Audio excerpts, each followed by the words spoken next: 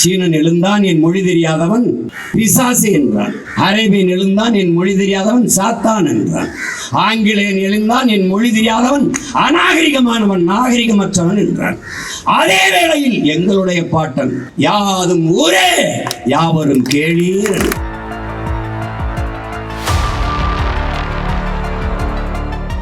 பட்டுக்கோட்டையில் ஒரு தங்கை வன்புணர்வு செய்து சிதைக்கப்பட்டதற்கு கண்டிப்பது என்பது இனப்பாசம், ஒரு இனநேயம்.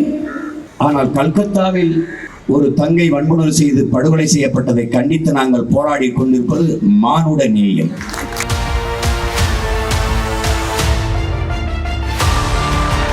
இந்த உணவு விடுதியில் உணவு இலவசம், ஆனால் சாப்பிட்டால் வாந்தி மீது வரும், அதற்கு நாங்கள் பொறுப்பில்லை. பழக இந்த பேருந்தில் பயணம் செய்யலாம், யாரும் பயணம் செய்யலாம், கட்டணம் இலவசம். ஆனால் பேருந்தில் நிறுத்தம் இல்லை, பிரேக் இல்லை, அதற்கு நாங்கள் பொறுப்பில்லை.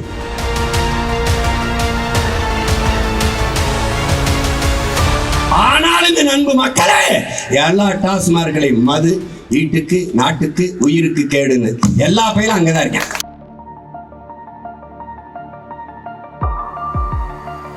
நாங்கள் பாசிஸ்டுகள், செப்பரேட்டிஸ்டுகள், இன வெறியர்கள், சரங்கு சொரியர்கள்.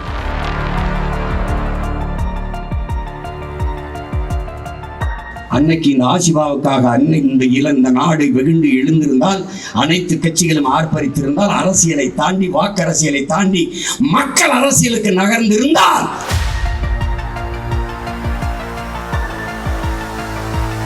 கொரோனா நேரத்திலே எல்லோரும் கைவிட்ட பிறகு உன்னை பெற்றவர்களே, உன் உடன் பிறந்தவர்களை நிராகரித்த போது உன் நோயை குணப்படுத்துவதற்கு போராடி வரும் மக்கள், மருத்துவர்களும் செவிலியர்களும் என்பதை நினைவில் வைத்துக் கொள்கிறேன்.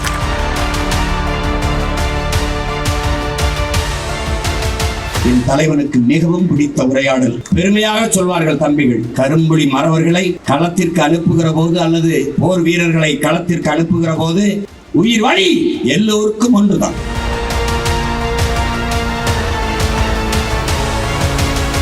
என்னை முட்டா பயல் என்கிறீர்கள். ஆம், முட்டாள் என்றால் என்ன தெரியுமா? தேர் ஓடும் போது தேரை நிறுத்துவதற்கு முட்டு கொடுத்து நிறுத்துறால் முட்டாள். உங்களுடைய திராவிட அந்த சிக்கு புக்கி ரயில் தேர் இருக்குல்ல, அதை ஒரு முட்டு கொடுத்து நிறுத்த போற முட்டாள்.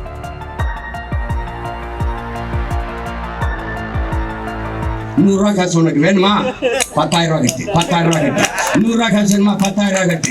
ஓடியா சார், ஓடியா சார், போடு சார், போடு சார், சார் கவு சார், இந்தா சார், 50,000 பேர் சார், 50,000. இந்த பரதேசி பையில பிச்சை எடுத்து 5,000 கட்டி தோத்து போறது. ₹100 காசு இதை வாங்கி என்னடா பண்ணுவேன்? நீ செத்து போன நெத்தியில பொட்டா வச்ச போதுக்கடா பரதேசி போட. இது எதுக்குடா அந்த ₹100 காசு? எதுக்கு சொல்லு? ஏய், எதுக்குன்னு சொல்லு.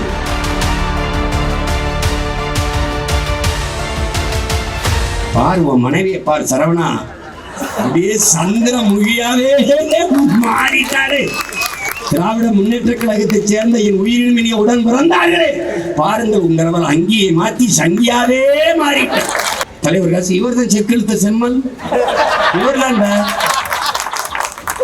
இவர்தான் 8 மாதங்கள் வெள்ளையில எதிர்த்து போரிட்ட பெரும் புரட்சியாளர்கள் மருதீரவர் வாரிசு அவர்தான், அவர்தான். கணவனை விடுப்பா.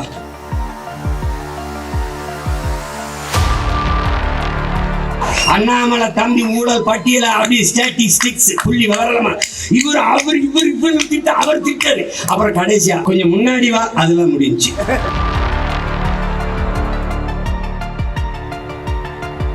பின்னாடியே காவல்துறை வந்து கமான் சீமான் கமான் எங்க ராப்பா.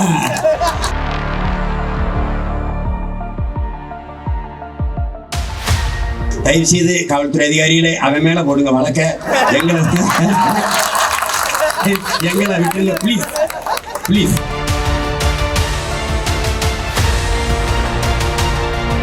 நாங்கெல்லாம் படுக்கும்போது 2 புல்லட்டை சாப்பிட்டு பிரச்சனைகளை போர்வையா போட்டுட்டு தூங்குறவங்கடா. அப்படி நம்ம பிரச்சனைகளை பிறந்து பிரச்சனைகளை வளர்ந்து பிரச்சனையிலே பெட்ஷீட்டா போட்டு படுத்து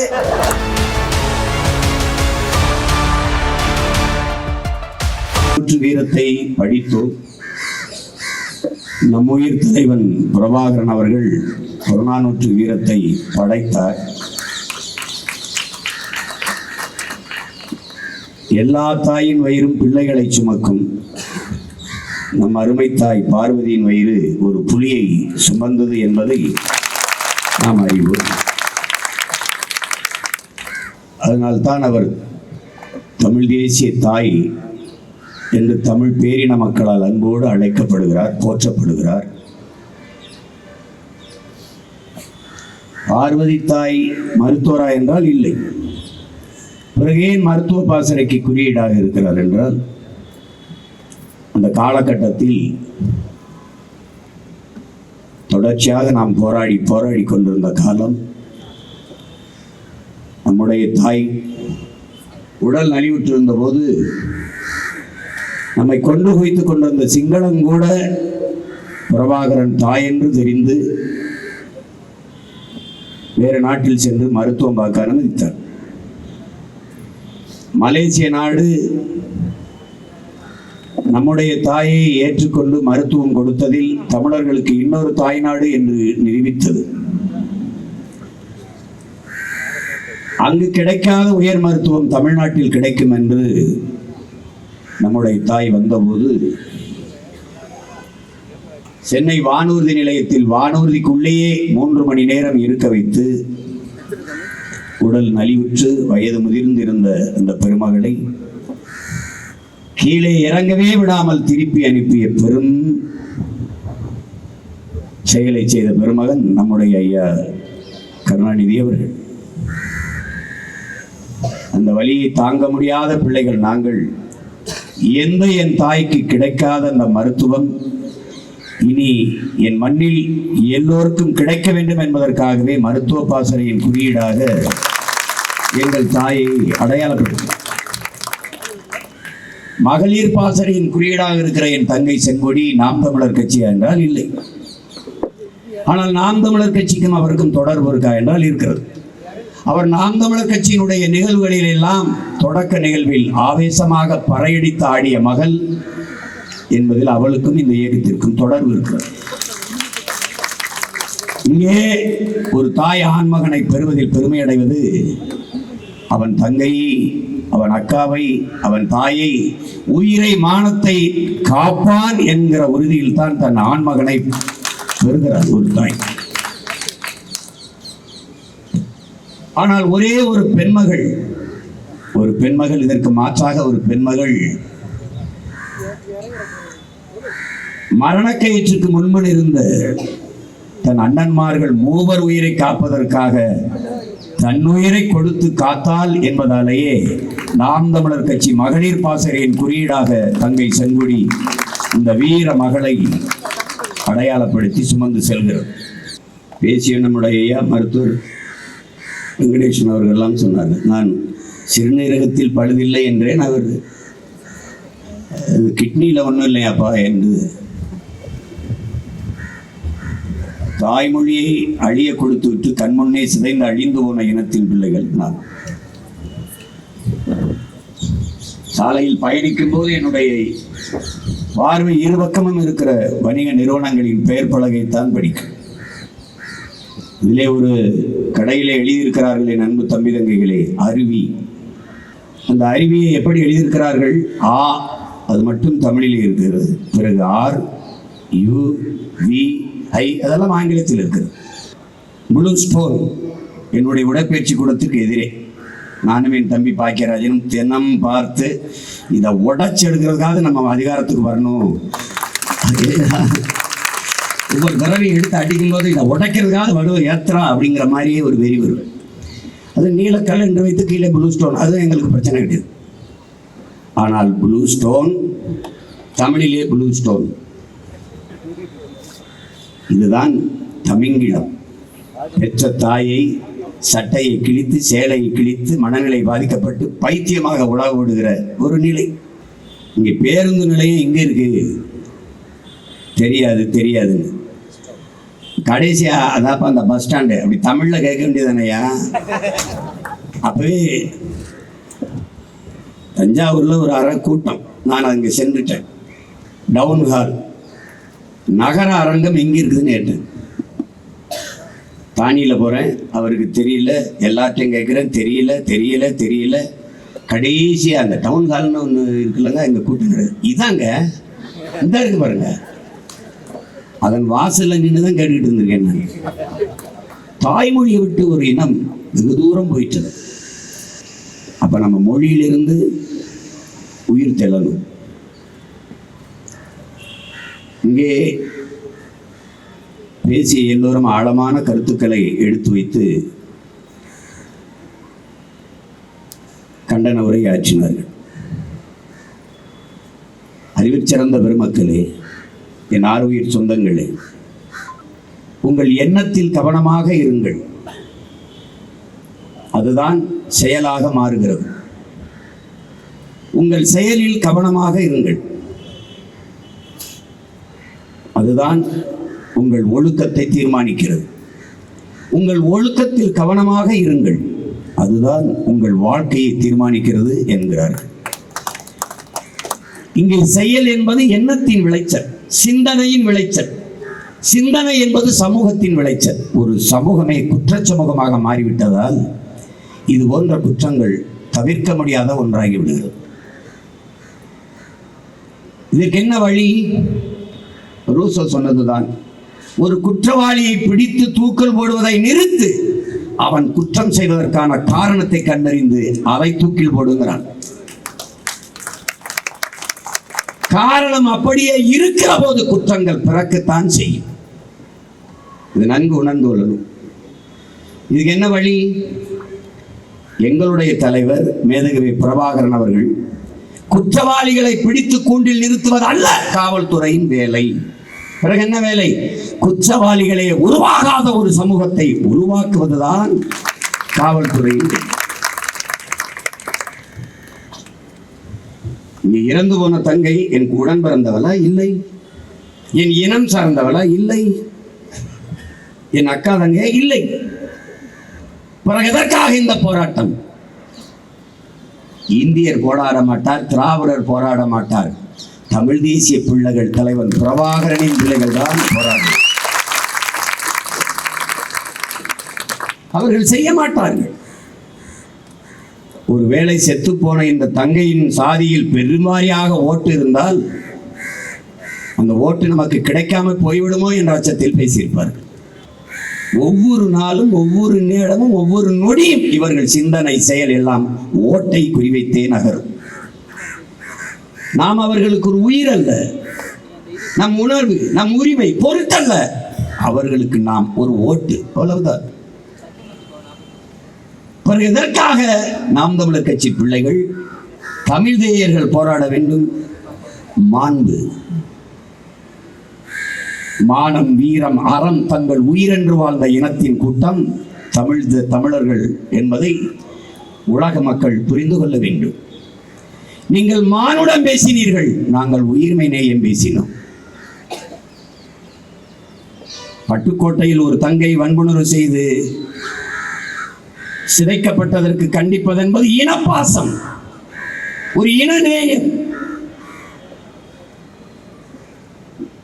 ஆனால் கல்கத்தாவில் ஒரு தங்கை வன்புணர்வு செய்து படுகொலை செய்யப்பட்டதை கண்டித்து நாங்கள் போராடி கொண்டிருப்பது மானுட நேயம்.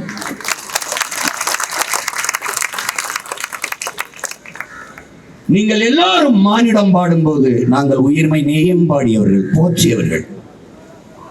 பிறப்பு ஒக்கும் எல்லா மாந்தருக்கும் என்று எங்கள் வேதம் கற்பிக்கல. பிறப்பு ஒக்கும் எல்லா உயிருக்கும், இதான் எங்களுடைய வேதம். எங்களுடைய வள்ளுவ பெருமகனார் எங்களுக்கு தந்தருளிய மறைமொழியிலே போதித்ததுதான். பகுத்துண்டு பல் உறவுகள் ஓம்புக, இல்லை, பகுத்துண்டு பல் உயிர்கள் ஓம்புக. புதியது ஒரு உலகம் செய்வோம், கட்ட போரிடும் உலகத்தை வேரோடு சாய்ப்போம். நான் உலகம்தான். உலகம் தழுவி தழுவி நேசித்து நின்ற மக்கள் தமிழ் பேரின மக்கள். கம்பன், கபிலன், இளங்கோ, வள்ளுவன் எல்லோரும் உலகம் தழுவிதான்.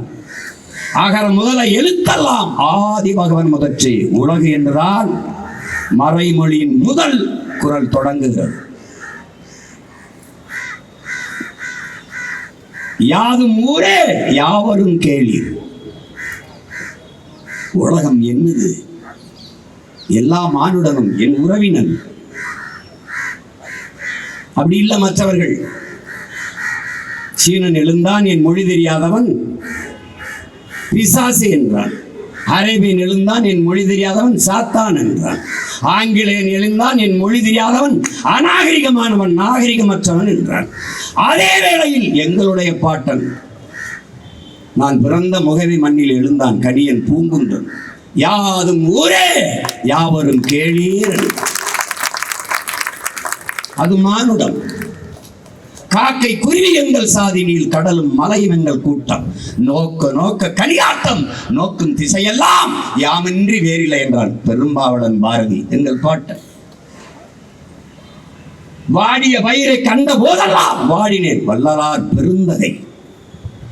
பயிருக்கு உயிருக்கு வாடி நின்றான். மகன் இளவரசன் தேர்காலிலே மாட்டு கண்ணுக்குட்டியை ஏத்தி கொன்று விட்டான். கதை வச்சுக்க, கதையாவே இருக்கட்டும். கதை ஆராய்ச்சி மணியை வாசலிலே தொங்கவிடப்பட்ட மணியை பசுமாடு கயிறை இழுத்து அடிக்கிறது. என்னன்னு கேட்டான்.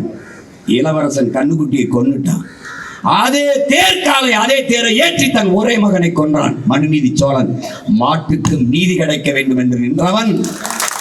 அது கதை. ஆனாலும் கதையிலும் தமிழ் முன்னோர் நீதியின் பக்கம் நின்றார். அப்படிப்பட்ட இனத்தின் மக்கள் நாங்கள்.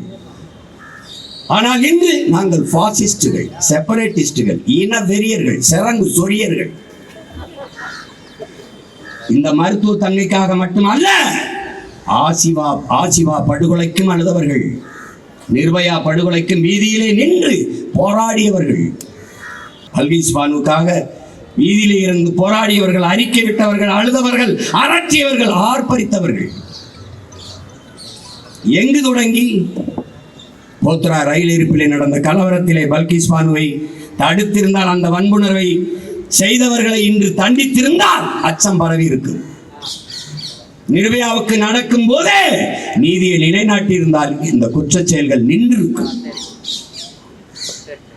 8 வயது சிறுமி ஆசிவா ஆடு மேய்த்து கொண்டு அழைத்து கொண்டு போய் 8 நாட்கள் வைத்து 22 பேர் வன்புணர்வு.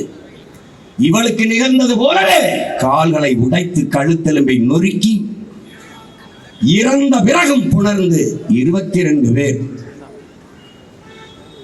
அன்னைக்கு இந்த ஆசிபாவுக்காக இந்த நாடு வெகுண்டு எழுந்திருந்தால், அனைத்து கட்சிகளும் ஆர்ப்பரித்திருந்தால், அரசியலை தாண்டி, வாக்கரசியலை தாண்டி மக்கள் அரசியலுக்கு நகர்ந்திருந்தால் இந்த செயல்கள் நின்று இருக்கும். நாம் அடிமை, நமக்கும் கீழே பெண்கள் அடிமை. இன்னைக்கும் பெண்ணிய உரிமை பேசுறோம், செயல்ல இருக்க. மாதர் தம்மை இழிவு செய்யும் மடமையை கொழுத்து வந்துறான் பாரதி. தையல் சொல் கேளாய்ங்கிறார். யாரு? அறிவு மூதாட்டி அவை. அவள் மாதர் சொல் கேள் என்கிறான் பாரதி. பின்னாடி அது தவறா அப்படின்ட்டு. பெண்ணடிமை தீரு மட்டும் பேசும் திருநாட்டில் மண்ணடிமை தீர்ந்து வருதல் முயற்கொம்பேங்கிறான் புரட்சி பாவலன் நம் தாத்தா. பெண் விடுதலை இல்லையே மண் விடுதலை இல்லை. நம்முயிர் தலைவன் மேதகுவி பிரபாகரர். ஆணுக்கு பெண் சமம் இந்த கோட்பாடு நமக்கு ஏற்புடையதல்ல. ஆணும் பெண்ணும் சமம். நிகழ்ந்திருக்கிற வரலாற்றிலே ஆண்களுக்கு நிகராக போரிட்டு வென்றவள் நம்முடைய வீர பெரும்பாட்டி வேலு நாச்சியார் அவர்கள். ஆணுக்கு நிகராக இலக்கியம் படைத்தவர்கள் நம்மை நம் முன்னோர்கள், நம் மூதாதையர்கள், நம் பாட்டிகள். எவனும் இங்கே ஒன்றும் குறை சொல்ல முடியாது. அஞ்சாமைங்கிறது ஆண்களுக்கு மட்டுமே. மன்னன் அவையிலே, சபையிலே, மாபெரும் சபையிலே கால் சிலம்பை உடைத்து ஒற்றை மகள் நீதி தவறிவிட்டா என்று நிலைநாட்டி நின்றவள் கண்ணகி பெருமாட்டி. ஒற்றை மகள். மன்னராட்சி காலத்திலே ஜனநாயகத்தை வைத்திருந்தவன், மக்களாட்சி வைத்திருந்தவன் பாண்டியன் நெடுஞ்செழியன். இன்னைக்கு மக்களாட்சி அவையிலே ஒருத்தர் எந்திரிச்சு பேச முடியாது. அவை குறிப்பிலிருந்து நீக்குவான், இல்லைன்னா வெளியில போய் சொல்லுவான், போலீஸ் வச்சு தூக்கி வெளில போடுவான். அவ்வளவு பெருமைக்குரிய ஒரு இனத்தின் மக்கள் தான். இங்கே பேசிய தங்கைகள்லாம் சொன்னார்கள். நஸ்ரியா கூட இந்த என்னை நீ ஒன்றும் தெய்வம் இதெல்லாம் போட்ட வேணாம், குல தெய்வம் கும்பிடுற சாமியெல்லாம் ஆக்க வேணாம். உன்னை போல எலும்பு, நரம்பு, ரத்தம், சதை, பசி, உறக்கம், கனவு, கண்ணீர் கொண்ட சக மனுஷியாக நினை. அதுபோது கில்லுனா எனக்கு வலிக்கும், அடிச்சா எனக்கு வலிக்கும். இந்த செயலை செய்கிறவர்கள் மனநிலையை நாம் முதல்ல பார்க்கணும். இந்த செயலை செய்கிறவர்கள் மனநிலை கொஞ்சம் பார்க்கணும். இது எப்படி வருது? நிறைந்த போதையில் தான் இது நடக்குது. இந்த நாட்டில் நடக்கிற 100 விழுக்காடு குற்றம் என்றால் அது 99 விழுக்காடு போதையில் தான் நடக்குது. அது சாராயமோ அது போதைப் பொருள் ஏதோ ஒன்று, கஞ்சாவோ அவினோ எதுலேயும் நடக்குது. யார் பொறுப்பு இருக்கிறது? அது குற்றச்செயலை செய்தவனா இல்லை அதிகாரத்தில் இருக்கிறவனா? யார் செய்வது? ஆட்சியாளர் உமர் ஒருவன் திருடினான் என்றால் அவன் கையை வெட்டுறாங்கிறான். அவனை பசிக்காக திருடி இருந்தால் ஆட்சியாளன் கையை வெட்டுறாங்கிறான். இப்ப என்ன செய்யலாம்? என்ன செய்யலாம்? நீங்களே சாராய அளவு வச்சு காய்ச்சி விற்கிறீங்க. நீங்களே கஞ்சா, அவின், கொக்கைன், இந்த ஊசி, மாத்திரை எல்லாம் விற்கிறீங்க. நீங்க தங்கச்சி யாரா பேசுனாங்க பாருங்க. மருத்துவத்தில் 10ஆப்பு படிச்சு வெளியில ஒரு அந்த சின்ன 12 கற்பமா இருக்காங்க. வெளியில் சொல்ல முடியாத எண்ணற்ற குற்றங்கள் இப்படி நிகழ்ந்து கொண்டிருக்கு. இந்த தங்கை மரணம் வெளியே வந்துட்டது. நிறைய தங்கைகள் இப்படி நாள்தோறும் கொல்லப்பட்டு கொண்டுதான் இருக்கிறார். இந்த குற்றத்தை விட அந்த குற்றத்தை மறைக்க நினைக்கிற எண்ணம் மிக கொடிதா இருக்கு. கல்லூரியின் முதல்வர் இது தற்கொலைன்றார். ஏன் சொல்றாரு? அத மருத்துவர்கள் அந்த போராட்டத்தில் ஈடுபட்ட இங்கில்ல ஒரு மருத்துவ தம்பி சொல்றாரு, ஒரு தங்கச்சி சொல்றாங்க, உதடை கடித்து காயப்படுத்திருக்கான், பிளக்க வச்சிருக்கான். உதடை கடித்து வன்மம், வக்கிரம். கண்ணை கண்ணாடி உடைச்சு அதுக்குள்ள விரலால குத்தி குத்தி கண்களை காயப்படுத்தி இதாக்கியிருக்காங்க. ஒரு பெண் இது போல வன்புணர்வு நேரங்களில் தன்னை பாதுகாக்க 2 கால்களையும் ஒட்டி இறுக்கிக் கொள்வார். அவர் 2 காலையும் உடைச்சு வெளியேடு, 2 காலையும் உடைச்சு திருப்பிட்டான். இது எப்படி எதிர்பாராத ஒரு நிகழ்வு என்று எப்படி சொல்ல முடியும்? இது திட்டமிட்டு நடந்த ஒரு வன்புணர்வு படுகொலை. வயிற்றுல ஏறி மிதிச்சிருக்கான், கழுத்தெலும்ப உடைச்சிருக்கான், கத்த விடாம திருப்பி போட்டு முதுகுல மிதிச்சிருக்கான், முதுகெலும்பு உடைஞ்சிருக்கு, உயிர் உறுப்பை சிதைத்து வைத்திருக்கிறார்கள் என்று அந்த மருத்துவ தம்பி சொல்றார். அதுபோக 150 மில்லிகிராம் செமன் அதுக்குள்ள இருந்தது, ஸ்பாம் இருந்ததுன்றான். ஒரு மனிதன் இந்த செயலை செய்திருக்க முடியாது. அதனால் அது கூட்டு வன்புணர்வு உறுதியாகுது. ஒரு பெண்மகள் ஆளுகிற நாட்டில் ஒரு பெண்மகளுக்கு அது மருத்துவம் படித்து பின்பு பார்த்தா 6 வருஷம் படிச்சு பயிற்சி மருத்துவராக அவர் பண்ணும்போது இங்க கேட்டவங்கெல்லாம் கேட்டாங்க. தங்கச்சி எல்லாம் நேரு இந்த பத்திரிகையாளர் ஊடகவியலாளர் சந்திக்கும் போது ஓய்வெடுத்து இருக்கிறதுக்கு ஒரு அறை பாதுகாப்பு இருந்திருந்தா இந்த சிக்கல் இல்லையே. இங்கே வந்திருக்காரு என் தம்பி ஜாகீர். இந்த மாதிரி மருத்துவ மக்களுக்காக போராடியதாலேயே அவன் இடைக்கால பணி நீக்கம் செய்யப்பட்டிருக்கிறான். காலையில அனுப்புறான். இந்த மாதிரியான பயிற்சி மருத்துவர்கள் நிலையை படமா பார்த்தா கண்ணீர். இந்த படிப்புக்காரா என் பிள்ளைய படிக்க முடியலன்னு உயிரை விடுதுன்னு நினைக்குது. அப்படியே சின்ன சின்ன சந்துல நடந்து போற படிக்கட்டில் ஒருத்தன் படுத்துருக்கான், ஒரு பெண் மருத்துவர். அப்படி போற இடத்துல ஒருத்தர் இந்த துணிகளை எல்லாம் தூக்கி மூட்டையா போட்டுக்கிறது ஒருத்தர் படுத்து கிடக்குறான். இவ்வளவுதான். கழிவறை கிடையாது, ஓய்வறை கிடையாது. மருத்துவர்கள் நீங்க என் அன்பு சொந்தங்களுக்கு ஒன்றை சொல்ல நான் விரும்புகிறேன் அண்ணன். அதாவது அந்த ஆசிஃபா கொலை செய்யப்பட்டார். அவர் தந்தை ஊடகங்கள் கேட்கிற போது அவர் அந்த ஊடகத்துக்கு முன்பு பதிவு செய்த வார்த்தை இன்று எனக்கு நினைவில் இருக்கு பாருங்க. நான் எல்லா இடங்களிலும் என் மகளை தேடிட்டேன். இந்த காடு, இந்த மலை முகடு, இந்த நிலம், எல்லா இடத்திலையும் தேடிட்டேன். இந்த கோயிலுக்குள் மட்டும் நான் தேடல. ஏனென்றால் அது புனிதமான இடம். அந்த இடத்தில் இப்படிப்பட்ட ஒரு செயலை நிகழ்த்தியிருப்பார்கள், செய்திருப்பார்கள் என்று நான் துணியும் நம்பல, நினைக்கல. அதனால இங்க தேடலைங்கிறான். கோயில்களை வச்சுதான் ஆசிபாவை வன்புணர்வு செய்து கொலை செஞ்சாங்க. அதை போலவே மருத்துவமனையும் அதன் வளாகமும் ஒரு கோயில் தான். புதிய உயிரை பிரசவிப்பது, போகிற உயிரை தடுத்து காக்கிற பணியை செய்கிற மருத்துவமனை ஒவ்வொன்றும் கோயில் தான். நம்ம ஆளுங்க எழுதி வைக்கலாம், மருந்தளிப்பது மருத்துவர், குணமளிப்பது இறைவன். அவனை வேண்டிக்கிறங்க. எல்லா மருத்துவமனைக்கு நுழையும் போது ஒரு கோயில் இருக்கும். ஆனால் தெய்வத்தை விடவும் அதிகமாக மக்கள் நம்புவது மருத்துவ பெருமக்களைத்தான். தலைவலி என்றாலோ, வயிற்று வலி என்றாலோ, காய்ச்சல் என்றாலோ, எந்த நோயானாலும் கோயிலில் போய் படுத்து அப்படியே என்னை குணப்படுத்து அப்படின்னு படுத்துட்டு வர்றதில்லையே, வர்றதில்லையே. அங்க போய் படுத்தால் தெரியும், வீட்டுக்கு போகும்போது பாடையில தான் போவோம்னு தெரியும். அதனாலதான் மருத்துவரை தேடி ஓடுகிறீர்கள்.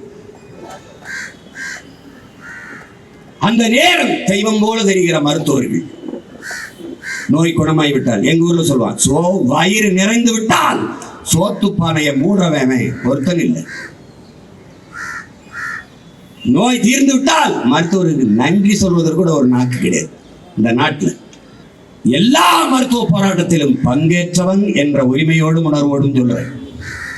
நீ உனக்கு நோய் வரும்போது தெய்வமாக தெரிகிறான், நோய் தீர்ந்தவராக அவன் தேவையற்றனாக தெரிகிறான்.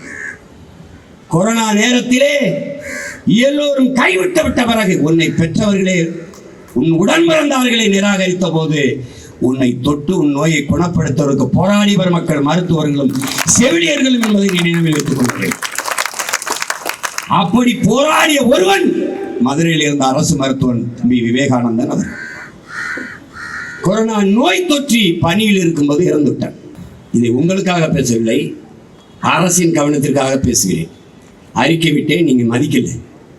இதுக்கு தனியா போராட்டம் செய்யணும், எனக்கு நேரம் இல்லை.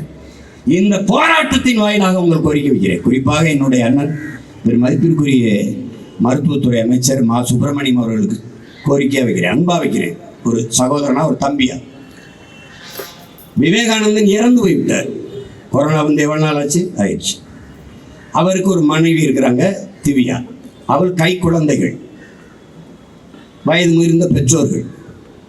விவேகானந்தன் இல்லை. அதனால மீள முடியாத பொருளாதார சுமை, வறுமை, ஏழ்மை, நெருக்கடி.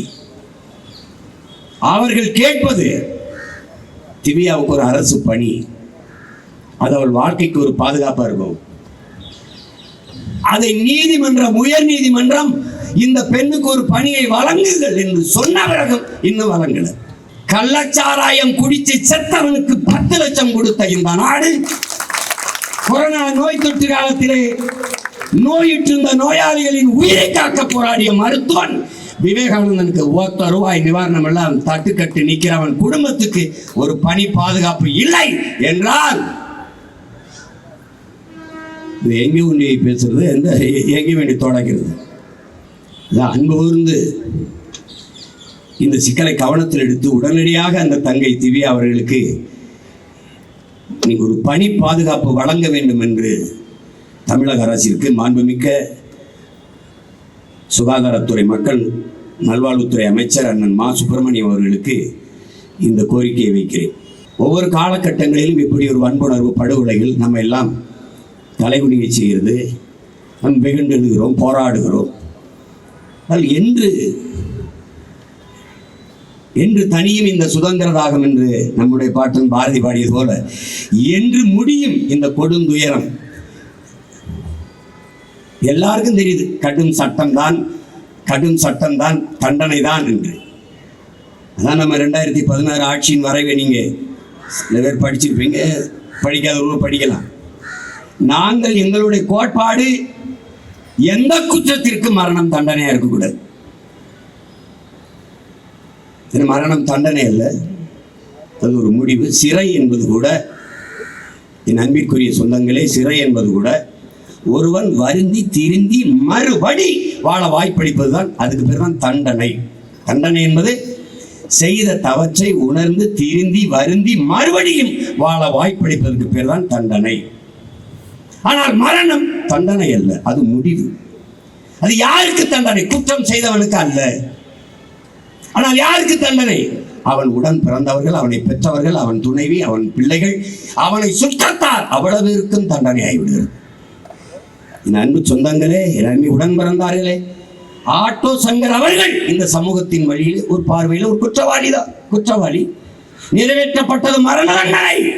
அந்த உயிரற்ற உடலையும் கட்டிப்பிடித்து அழுக ஒரு மகள் இருந்தால், அவன் மனைவி, பிள்ளைகள் இருந்தார்கள், கதிரில் இருந்தார்கள். அப்போது அந்த கண்ணீரும் வலிதோய்ந்ததுதான், வேதனை மிகுந்ததான் என்பதை அறிவார்ந்த தமிழ் சமூக தம்பிதங்கள் புரியணும். இதனால்தான் மரணம், யார் மரணம் வலிக்கும்,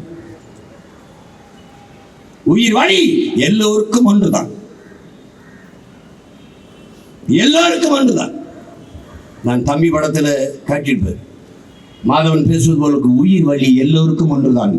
இந்த உரையாடல் தான் என் தலைவனுக்கு மிகவும் பிடித்த உரையாடல். அந்த படத்திலே வந்த உரையாடல் அதை பெருமையாக சொல்வார்கள் தம்பிகள். கரும்புலி மறவர்களை களத்திற்கு அனுப்புகிற போது அல்லது போர் வீரர்களை களத்திற்கு அனுப்புகிற போது காட்டுங்கள், உயிர் வழி எல்லோருக்கும் ஒன்றுதான் என்று சிங்களவர்களுக்கு காட்டுங்கள் என்று இந்த உரையாடலை சொல்லி உங்கள் அண்ணன் அனுப்புவார் என்று என்னிடத்திலே சொல்வார்கள்.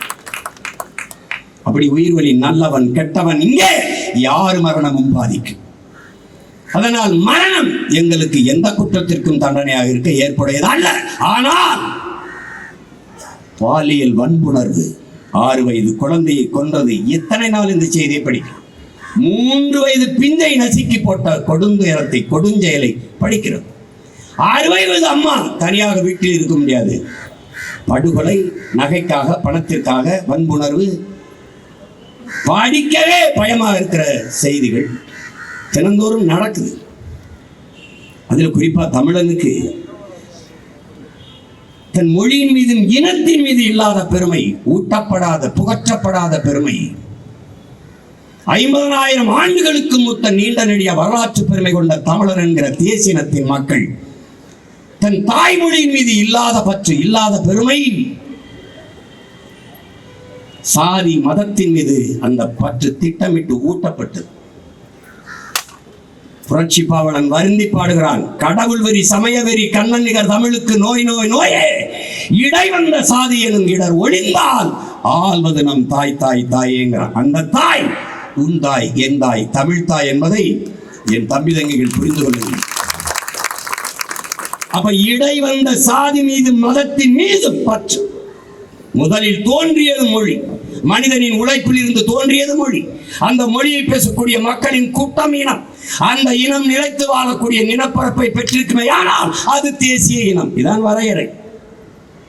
நமக்கு மட்டும் உலகம் முழுமைக்கும் சாதி மத பற்று மேலோங்கி நின்றதால் பட்டு போனது தமிழ் பேரினம். அதனால எதை பற்றியுமே அது கவனிக்கிறது இல்லை. இப்ப இது மற்றவர்களை பொறுத்த வரைக்கும் தேவையில்லாத வேலை. இந்த ஆர்ப்பாட்டத்தில் ஐயோ கல்கத்தாவில் செத்த பெண்ணுக்காக அவர்கள் ஓட்டு போட்டார், அது கிடையாது.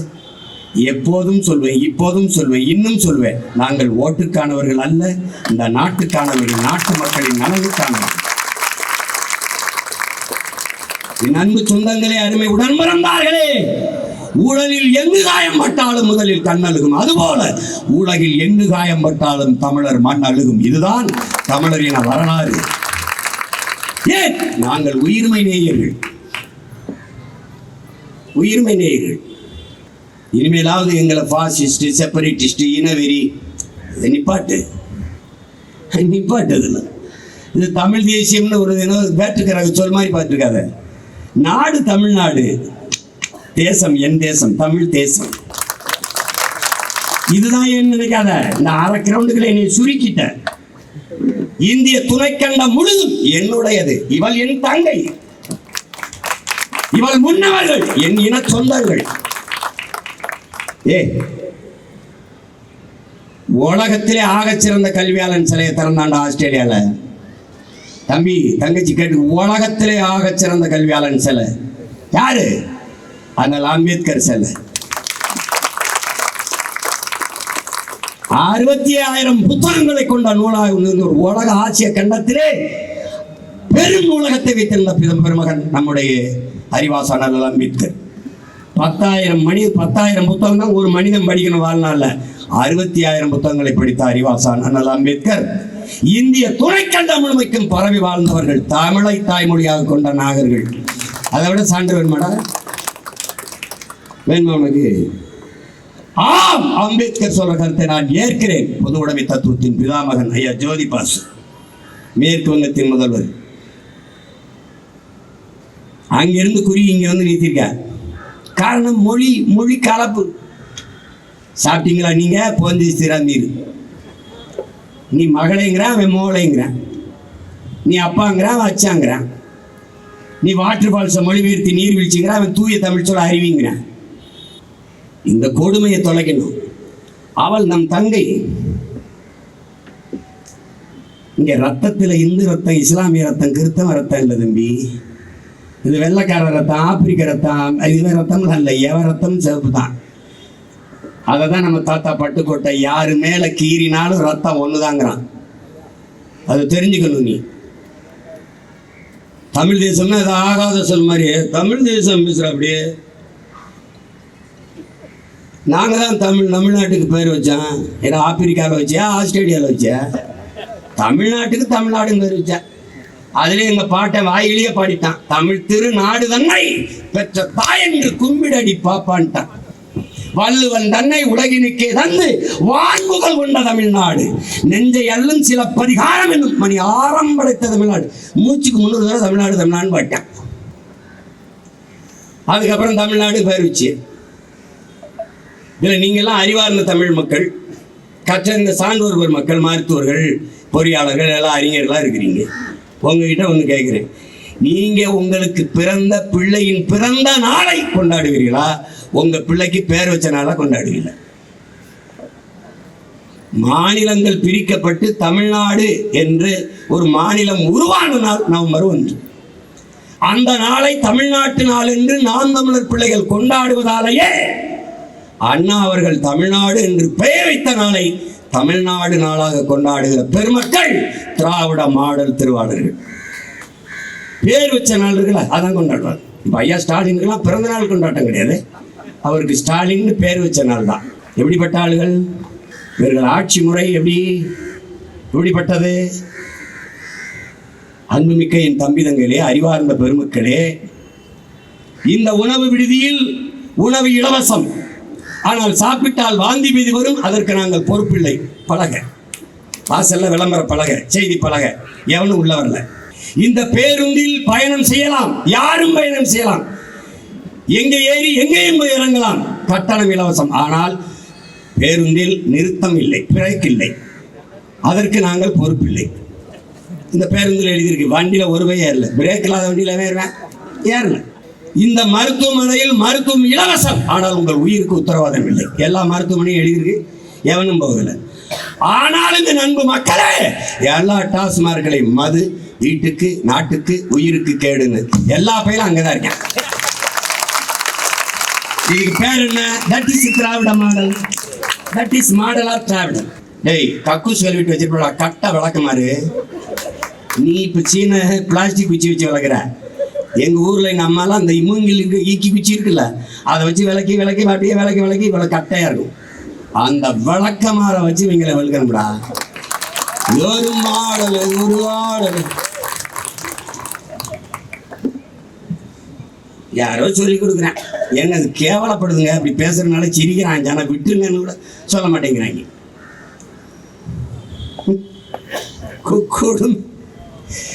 எங்க உலகத்துல இப்படி ஒரு சுரண்டல்வாதிகள், இப்படி ஒரு சீட்டிங் சிட் ஃபண்டுக்காரன் எங்கேயாவது பார்த்துருக்கீங்களா? சிட் ஃபண்ட்னா சீட் பண்ணுவான்னு அர்த்தம். நீ அப்படிதான், சீட்டிங் ஃபண்டு தான் சிட் ஃபண்டா மாதிரி இருக்கு.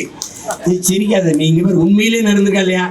5000 கோடி சுட்டி கொண்டு ஓட்டம், 10,000 கோடி சுட்டி கொண்டு ஓட்டம். அப்படித்தான் நீரோமணி ஓடனா, விஜய் மல்லையா ஓடனா, அந்த பல ஐக்கிய போய் ஓடனா. இப்போ ஒரு சிட் ஃபண்ட் உனக்கு கண்ணுக்கு தெரியுது பாரு, 100 ரூபா காசுரா, அது செல்லுமா செல்லாதா எவனுக்கும் தெரியாது. ஆனா எப்படின்னா, அந்த காசை கொடுத்தீங்கன்னா குவாட்டுக்கு அதுக்கு மேலே நீ 100 ரூபா கொடுக்கணும். ஒரு காசு 100 ரூபா காசு.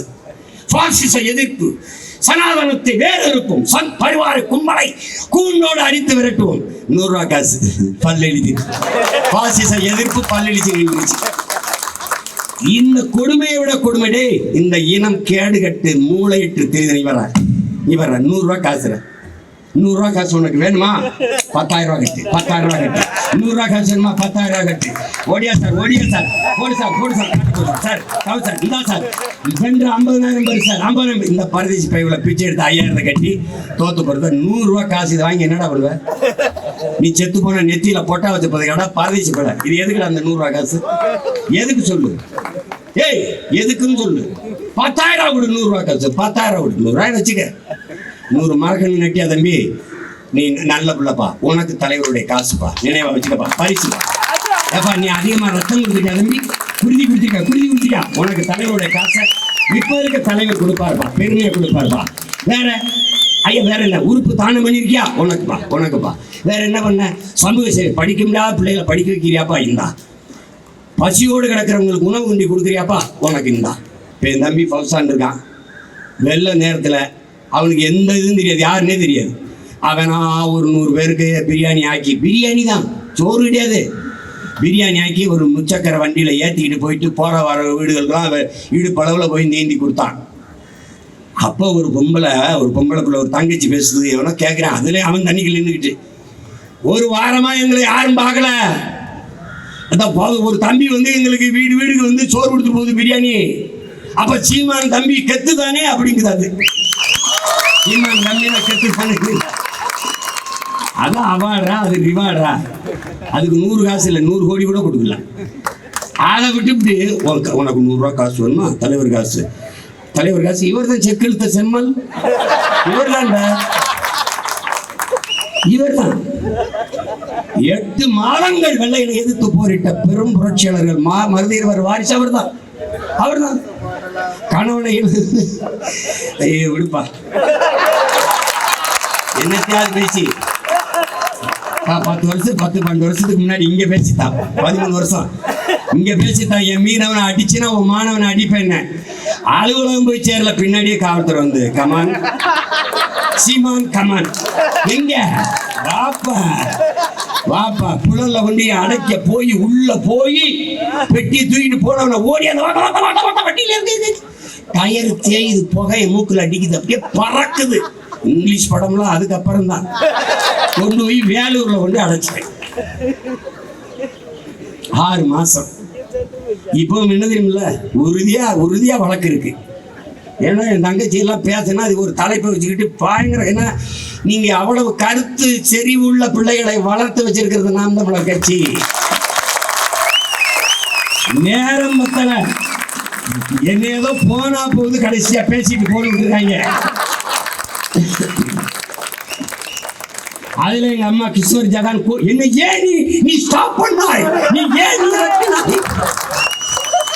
அதுக்கு சின்னவனை தான் விட மாவீரன் ஓய் ஆங்கிரி நீ ஹாப்பி. அதான் அவர் ஆங்கிரியா தான் சொல்லுவாரு. ஏதாவது சொன்னோம்னா எங்க வீட்டுல வீரான்னு ஒருத்தர் இருக்கான், அவனை வந்து அவங்க அம்மா திட்டு வீரா ஒய் ஆங்கிரி ஒன்னே இல்லடா அவன் அண்ணனை சொல்றேன்டா அப்படின்னு பி ஹாப்பி அப்படின்னு போவான். அது மாதிரி அம்மாவுக்கு சொல்றேன் why angry always be happy. இந்த மேடையில இன்னொரு மேடை நமக்கு வந்து ஒரு பிரச்சனையா ஒரு தங்கச்சியை எடுத்துருக்கான். அன்னைக்கு நாளைக்கு எங்க பண்ணுவானோ எவன் பண்ணுவானோ ஏதோ ஒரு பிரச்சனை போராடிட்டே இருக்கணும். நமக்கு போராடுவதற்கே பிறந்தவங்க நம்ம. என் பங்காளி வடிவில் சொல்லுவாங்க, நாங்கள்லாம் படுக்கும்போது 2 புல்லட்டை சாப்பிட்டு தலைவலி காய்ச்சலாம் 2 புல்லட்டு தாண்டே பிரச்சனைகளை போர்வையா போட்டு தூங்குறவங்கடா. அப்படி நம்ம பிரச்சனைகளை பிறந்து பிரச்சனைகளை வளர்ந்து பிரச்சனையவே பெட்ஷீட்டா போட்டு படுத்து அதுதான் நான் காலையில் எந்திரிச்சோன்னா பாக்கி திரிச்சுமில்ல. இன்னைக்கு என்னப்பா பிரச்சனை? ஒன்றும் இல்லைன்னு இனிமே வந்தா சொல்றேன்னு. ஐயோ என்னை பத்த அம்மா இந்த வாரத்தை எங்கிருந்து வேண்டி வந்தாங்களோ இந்த தமிழ் சமூகம். அதனால அந்த ஐயனார் போய் 2 மணிலேருந்து 6 மணி வரைக்கும், அதனால அந்த 2 மணிலேருந்து 6 மணி வரைக்கும் வாங்கினால அனுமதி. தயவு செய்து காவல்துறை அதிகாரிகளே அவன் மேல போடுங்க வழக்க, எங்களை விட்டுருங்க ப்ளீஸ். எங்க கோட்பாடு தெரிஞ்சுக்கிறீங்க, வழக்கு இல்லை என்றால் விடியாது கிழக்கு. சிறை அதை நிறை, தடை அதை உடை, படையை பெருக்கு தடையை நொறுக்கு, இனத்தின் விடுதலையே இறுதி இலக்கு. இதுதான் எங்க கோட்பாடு. 138 வழக்கு இதுல போட்டா 139 39 40 41 இப்படி எண்ணிட்டு போவோம். எப்படிய ஜெயில் கட்டினது எங்களுக்கு தான். பங்காளி வடிவேல் சொல்றாங்க, சிறப்பறவிடா நாங்கெல்லாம் சிறை பறவிட. எத்தனை எஃப்ஐஆரை பார்த்துருக்கு. இந்த வன்புணர்வு படுகொலையை உடனடியாக நடவடிக்கை எடுத்து அது தண்டிக்கப்பட்டார்கள் குற்றவாளிகள் என்கிற செய்தி வராமல் காலம் கடத்தி கொண்டு போவதுதான் மிகுந்த மனவழியை தருது. தங்கையை வன்புணர்வு செய்து கொலை செய்தது, அவள் பட்ட அந்த உயிர் வழி, அவள் பட்ட அந்த துயரத்தையும் தாண்டி அதை மூடி மறைக்க அவ மேலே குற்றச்சாட்டு. அவ கஞ்சா குடிப்பா, அவ பல பேரோட தொடர்பு, இதெல்லாம் எப்படி இது பாருங்க. ஆனாலும் நம்ம பெண்களை போற்றோம். கங்கைங்கிறோம், காவிரிங்கிறோம், யமுனாங்கிறோம், சரஸ்வதிங்கிறோம், தெய்வங்களை எல்லாம் பெண் தெய்வங்களா வச்சிருக்கோம். அவளை கற்பழிச்சு கொன்னுட்டு அந்த மண்ணில் தான் சரஸ்வதி பூஜை நடத்துறோம். என்னை எடுத்துக்கிறீங்க, நாங்கள் சைவர்கள் என்று காட்டுவதற்காக நான் திருநீர் அணிய ஆரம்பிச்சேன். எனக்கு இந்த பழக்கம் இல்லை, இறை நம்பிக்கையற்றவன். ஆனால் இந்த பணியை செய்ய வரும்போது என் தலைவனுக்கும் கிடையாது. ஆனால் ஒரு தேசிய விடுதலைக்கு நிற்கிற மகன், ஈழ தாயகத்தை என் தலைவன் வென்றிருந்தால் தமிழ் தேசியத்திற்கென்று மெய்யியல் கோட்பாடு வழிபாடு நிறுவப்பட்டிருக்கு. எங்களுடைய இறை முருகன், எங்களுடைய மூதாதை ஆதிப்பாட்டன் சிவன், மாயோன், கொற்றவை எங்கள் குலதெய்வங்கள் போற்றப்பட்டிருப்பார்கள். குல முன்னோர், இன முன்னோர், அதெல்லாம் இருந்திருக்கும். அதுல தலைவருக்கு அதில் உடன்பாடு. ஆனால் அவர் வணங்கல, அது மாதிரி நான் வணங்கல. ஆனால் இந்த நிலை, இந்த வேலையை செய்ய வந்த பிறகு 3 சுவத்தில் வீடு கட்ட முடியாது, 4 சுவரும் வேண்டும். அந்த சுவர் தான் என் பண்பாட்டு சுவர், என் வழிபாட்டு சுவர், என் மணியில் கோட்பாட்டு சுவர். வேர் தேடி பயணிக்கிற போது என்னுடைய வேர், என்னுடைய இறை முருக திருமகன். அதனால முருகனை வணங்கும் போது நாங்கள் சைவ மரபினர் என்பதற்காக திருநீரிட்டோம். என் மனைவி திருநீரை வச்சுக்கிட்டு எங்க திரும்பும்போது பூஜாரி இருக்கிறதுனால கும்பிட்டோன்னா இப்படி கும்பிட்டு போகணும். சரி கும்பிட்டு திருநீரை கொடுத்து பூசணும். என் பிள்ளைகளை பூசி விட்டு எல்லாரும் பூசிட்டு வரும்போது இது குங்குமம் வைக்கணும். ஏன்னா நாங்கள் பெண் தெய்வத்தை, என்னுடைய குலதெய்வம் வீரமாகாளி, பெண் தெய்வத்தை வணங்குறதுனால நான் வைக்கணும். அது வைக்கும்போது எங்கள் மாமா சொல்லுவாங்களாம், நாவுக்கரசர் காளிமுத்தவர்கள், ஆம்பளை குங்குமம் வச்சா அவனை நம்பக்கூடாது அப்படின்னு. என் மனைவி சொல்லும்போது எப்படி குங்குமம் வைக்கிறது, இது என்னடா பெரிய கொடுமையாக இருக்குது. நான் சிவகங்கையில் போய் காரைக்குள் தங்கியிருக்கேன். எங்கள் பூசாரி ஒரே தான் அழுகிற, ஆத்தா கோபத்தில் இருக்கிறாரு. நான் என்ன பண்ணேன், என் புள்ள வாரு திருநீர் வச்சுட்டு போறான், என்னை மறந்துட்டான், குங்குமம் வைக்கலன்ட்டு இவ்வளவு பெரிய குங்குமத்தை கொண்டு வந்து. டே தினேஷ் வண்டியில விடா, ஞாபகப்படுத்துறா, போகும்போது வரும்போதெல்லாம் குங்குமம் வைக்கிறது. குங்குமம் வைக்கிறீங்க, பெண்களை தெய்வமாக போற்றிய மரபினர் நாங்கள் என்பதால். பெண்ணை போற்றாத எந்த சமூகமும் விடுதலை அடையாது, பெருமை அடையாது. உலக நாடுகளில் நியூசிலாந்து நாட்டை பெருமையாக பேசுகிறார்கள் என்றால் பெண்களுக்கு அவ்வளவு முக்கியத்துவம் கொடுக்கும் அந்த நாடு என்று. தமிழ் தேசிய குடியரசு, தமிழ் தேசிய அரசு, பிரபாகரனை தலைமையேற்று நடத்துகிற அரசு இங்கே மலர்கிற போது பெண்கள் பெரிதும் போற்றப்படுவார்கள், மதிக்கப்படுவார்கள்.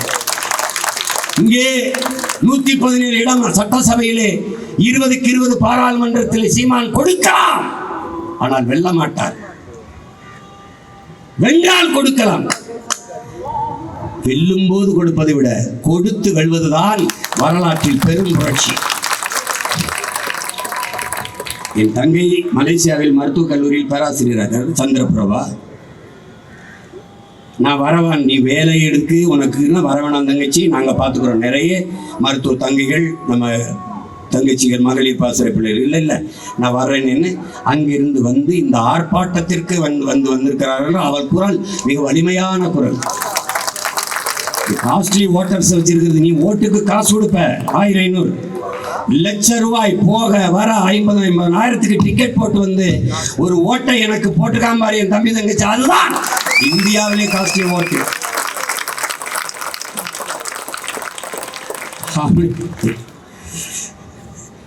இந்த மாதிரி கொடுஞ்செயல்களை அறவே வேறு இருக்க வேண்டும். பெண்களை போற்றுகிற ஒரு புனிதமான நாடாக இந்த நாட்டை நாம் படைக்க வேண்டும். பெண்மையை போற்றுவோம், பெருமை மிக்க நாடாக மாற்றுவோம் என்கிற உறுதிமொழியை ஏற்போம். இந்த தங்கைக்கு, மருத்துவ தங்கைக்கு நிகழ்ந்த அந்த கொடுமைக்கு உடனடியாக அந்த மாநில அரசு, மேற்கு வங்க அரசு, இந்திய ஒன்றிய அரசு உடனடியாக நடவடிக்கை எடுத்து எல்லா குற்றவாளிகளும் தண்டிக்கப்பட வேண்டும். ஒரே ஒருவனை ஒப்புக்கு கைது செய்து வச்சு நாடகம் போடுவதை நிறுத்த வேண்டும். தமிழ்நாட்டை ஆளுகிற தமிழ் மாநில அரசு, தமிழ்நாட்டு அரசு, இந்த உங்களுடைய கூட்டணியில் இருக்கிற அம்மா மம்தாவுக்கு, உங்களுடைய நட்பில் கூட்டணியாக இருக்கிற ஐயா நரேந்திர மோடி அவர்கள் அரசுக்கு நீங்கள் அழுத்தம் கொடுக்க வேண்டும். நீங்கள் காசு வெளியிடும் போது ஐயா ராஜ்நாத் சிங் வந்தார், நீங்கள் சொல்லுகிறீர்கள். ஐயா எடப்பாடி சொல்லுகிறார்கள், நாங்களும் தான் நம்ம ஜெயலலிதா அவர்களுக்கு எங்களுடைய தலைவிக்கு காசு வெளியிட்டோம், அப்போது பிஜேபியில் கூட்டணியில் இருந்தார்கள், எங்க கூட நாங்கள் அவர்களை அழைக்கவில்லையே, அவர்களை கூட்டி வெளியிடவில்லை, நாங்களாக தான் வெளியிட்டோம் என்று சொல்கிறார். அதற்கு ஐயா ஸ்டாலின் அவர்களின் மறுப்புரை, கூட்டணியில் இருந்தார்கள், அவர்கள் தலைவிக்கு காசு வெளியிட்டார்கள். ஆனால் பிஜேபி அவர்களை மதிக்கவில்லை, அவர்கள் வரவில்லை. கூட்டணியில் இருக்கிற கட்சிக்கு வரவில்லை, மதிக்கவில்லை. கூட்டணியில் இல்லாத கட்சி உங்களை மதிக்கிறது, வரவேற்கிறது, வருகிறது என்றால் உண்மையிலே கூட்டணி யார் என்பது எங்களுக்கு புரியும். இங்கே பேசிய தங்கச்சி எல்லாம் பேசினார்கள். ஐயா RS பாரதி நான் மதிக்கிறேன், மதிப்பிற்குரிய பெருந்தகை. என்னை முட்டா பயல் என்கிறீர்கள். ஆம், முட்டாள் என்றால் என்ன தெரியுமா? தேர் ஓடும்போது தேரை நிறுத்துவதற்கு முட்டு கொடுத்து நிறுத்துறால் முட்டாள். உங்களுடைய திராவிட அந்த சிக்கு புக்கி ரயில் தேர் இருக்குல்ல, அதை ஒரு முட்டு கொடுத்து நிறுத்த போற முட்டாள் நான் தான். மடையன் என்றால் அறிவற்றவன் என்று பொருள் அல்ல. மடையன் என்றால் பாசனத்திற்கு பயன்படுத்துகிற மடையை போதுமான அளவுக்கு தண்ணீர் வெளியிட்டது அடை என்று மடையை உள்ளே நீருக்குள் மூலிகை அடைப்பவன் மடையன். மடையை அடைப்பவன் மடையன். சண்டாளன் என்றால் சண்டையில் சிறந்தவன், சண்டை ஆளன் சண்டாளன். படவா என்றால் படையோடு வா. சண்டாளா படவா என்றால் சண்டை ஆளனே படையோடு வா என்பதை சுருக்கி. புரியுதுன்னு நினைக்கிறேன் உங்களுக்கு. இது ரொம்ப விளக்க வேண்டாம்னு நினைக்கிறேன். அவர் சொன்னார், என்னைய முட்டா பையல அவர் என்ன போட்டா உனக்கு என்ன போட்டாலும் என்ன, எதுக்கு அங்கிய மாத்தி சங்கி ஆயிட்டீங்களேங்கிறதா எங்க வருத்தம். கருப்பு பேண்ட் தானே ஐயா போட்டுக்கிட்டு இருந்தார், கருப்பு காலாடை. திடீர்னு காக்கி RSS போடுற நேரத்துல போட்டு பாரு உன் மனைவியை பாரு சரவணா, அப்படியே சந்திர முகியாவே மாறிட்டாரு. திராவிட முன்னேற்ற கழகத்தை சேர்ந்த என் உயிரினுமினிய உடன் பிறந்தார்களே, பாருங்கள் உங்களவள் அங்கியை மாத்தி சங்கியாவே மாறிட்டார். திமுக எவன் எதிர்த்தாலும் இந்த மண்ணிலே சங்கி. நாங்க சங்கி, நீங்க லுங்கி அங்கியா? நீங்க யாரு? நீங்க யாரு? எதிர்கட்சி கோபேக் மோடி, ஆளுங்கட்சி வெல்கம் மோடி. எதிர்கட்சி கருப்பு பலூன், கருப்பு குடை, கருப்பு கொடி. ஆளுங்கட்சி வெள்ளை குடை, காவலர்களுக்கெல்லாம் காவி உடை. ஆளுநரை மாற்று, அது 6 மாசத்துக்கு முன்னாடி அது வேற வாய். ஆளுநர் மாளிகை இந்த 100 ரூபாய் பிச்சைக்கார காசுக்கு அதுக்கு போய் நின்றுக்கிட்டு கையை கொடுக்கறது, கட்டி குடிக்கிறது. அண்ணாமலை தம்பி ஊழல் பட்டியல அப்படியே ஸ்டாட்டிஸ்டிக்ஸ் புள்ளி வரலாமா, இவர் அவர் இவர் இவர் திட்ட அவர் திட்டாரு. அப்புறம் கடைசியா நீ ஊழல், நோ ஊழல், நோ கரப்ஷன், முடிஞ்சு போச்சு. கொஞ்சம் முன்னாடி வா, அதெல்லாம் முடிஞ்சு. என்ன கொடுமைடா சாமி இது. எங்க அண்ணன் பிறகு கொடுமை சரவணாங்க மாதிரி இது கொடுமை சாமி இது. இந்த ஆளுநரை மாற்ற சொல்லி போராடுகிறவர்கள் தான். ஆளுநர் விருந்தில், இந்த விருந்தில் திமுக கட்சி பங்கேற்காது. அது ஐயா எடப்பாடி பழனிசாமி நல்லா கேட்குது. அப்ப நீங்க பங்கேற்ற கட்சி வேற ஆட்சி வேறையா? திமுகவின் தலைமை தானே கட்சியின் தலைமை, ஆட்சியின் முதல்வர் தானே கட்சியின் தலைமை. உங்களை என்னை இந்த மக்களை எப்படிப்பட்ட ஆட்களை அவங்க கருதி இருக்கிறார்கள் என்பதை நீங்க புரிந்து கொள்ளணும். மாற்ற சொன்ன ஆளுநர் தான் அவரு. சலவைக்கு போட்டு வாங்கி வச்சிருக்காங்களா என்ன? அதே ஆள் தான். அவர் படிச்சு IPS எழுதினாரா தெரியல, பார்த்து எழுதினாரா தெரியல. அவன் ஒரு மனநோய் கொண்டு அரக்கு இருக்கேன். கீழ்பாக்கம் மருத்துவமனையில சேர்க்க வேண்டிய ஆளை கொண்டு ஆளுநர் மாளிகையில உட்கார வச்சு ராஜ்பவன்ல படுக்க வச்சிருக்காங்க. எந்த பல்கலைக்கழகம் எந்த விழாவுக்கு போனாலும் கருப்பு சட்டை போடக்கூடாது. அப்போ பிளாக் ஹெட்ஸ் எல்லாம் மாட்டி கழட்டி விட்டு வெள்ளையை போட்டு விட்டுருவியா? கருப்பா சட்டை போடக்கூடாது, கழட்டிடணும். கோட் போடக்கூடாது. பெண்கள் கருப்பு தாவணி போட்டு எல்லாம் எடுத்துடணும். ஒருவேளை கருப்பு ஜாக்கெட் போட்டாலும் கழட்டிடணும். இது ஒரு நோய், கழட்டிடணும். இப்படிதான் நடக்குது. பெரியார் பல்கலைக்கழகத்தில் அண்மையில் நடந்த பல்கலைக்கழக விழாக்கள் எல்லாம் கருப்பு சட்டை போட்டா கழட்டிட்டாரு. இப்ப என்னை கழட்டினா நான் அப்படி கருப்பா தான் இருப்பேன். அப்ப என்ன நீ சட்டைகள் நாளும் கருப்பா இருக்காங்க. அப்ப என்ன பண்ணலாம்? வா சந்திரத்தை பூச்சி விடு, இல்ல தீ வச்சு கொளுத்தி விடு, எல்லாம் வெந்து அப்படி வெள்ளையா தெரியும். ஏடா உண்மையிலே நீங்க அரவக்காட்டு பைத்தீங்களாடா நீங்க? சரா சட்டையை கழிச்சிட்ட மண்டையில் இருக்க மயிர் என்னடா பண்ண பூரா கருப்பா இருக்க சரைச்சு விடுறியா? என்ன வேணும் பண்ண? ஏன்னா உங்களை எப்படா உங்களெல்லாம் நாங்க உங்களோட வாழை நாங்க வாங்கி வந்த வாரம் என்னதான்டா, என்னதான் சொல்லு கருமம். ஏய் இனிமேலாவது பார்த்து போப்பா. அப்படி பேச கூச்சப்பட்டா போகாதப்பா விழாவுக்கு. கருப்புனா இந்த மண்ணில் இருக்க எல்லா பயிலும் கருப்பம் தான்டா. இப்போ கோயிலுக்கு போகாதே, ஜாமியெல்லாம் கருப்பாக இருக்கும். இப்போ வெள்ளை அடித்ததான் உள்ள வருவீங்களா நீங்கள்? சரி, இந்த கருமம் தொலையட்டும். தங்கச்சிக்கு நடந்த கொடுமை இதோட முடியட்டும். இனி இந்த மண்ணில் இது போன்ற வன் செயல்கள், கொடுஞ்செயல்கள் தொடராமல் இருக்கட்டும். ஒவ்வொரு தமிழ் பிள்ளையும் தலைவர் பிரபாகரனின் பிள்ளைகள் நாம் இது போன்ற குற்றச் செயல்கள் நிகழாமல் தடுக்க உறுதி இருக்கணும். ஒரே வழிதான் இருக்குது, அதிகாரத்தை பிடி, அநீதியை எதிர்த்து அடி. இதை தவிர வழி கிடையாது. அதிகாரம் மிக வலிமையானது. அந்த அதிகாரம் நம் மக்களுக்கானது, வேற வழியே கிடையாது. எல்லா துன்பப்பூட்டுகளுக்குமான சாவி ஆட்சி அதிகாரம் மட்டுமே. எல்லா வேதனைக்கும் ஒரே மருந்துதான் சாதனை. அந்த சாதனை தான் வெற்றி என்கிற மருந்து. அதை கவனத்தில் வைத்துக் கொண்டு எதிர்வருகிற 26 தேர்தலில் 2026 படைப்போம் புதிய அரசியல் வரலாறு என்ற முழக்கத்தை முன்வைத்து என்னுடைய தமிழகங்களை எழுங்கள், இனமான பிள்ளைகளை எழுங்கள், களத்திலே நில்லுங்கள், வெல்லுங்கள். புரட்சி எப்போதும் வெல்லும். நாளை மலரும் தமிழ் தேசிய ஆட்சி அதை சொல்லும். நன்றி, வணக்கம். நாம் தமிழர்.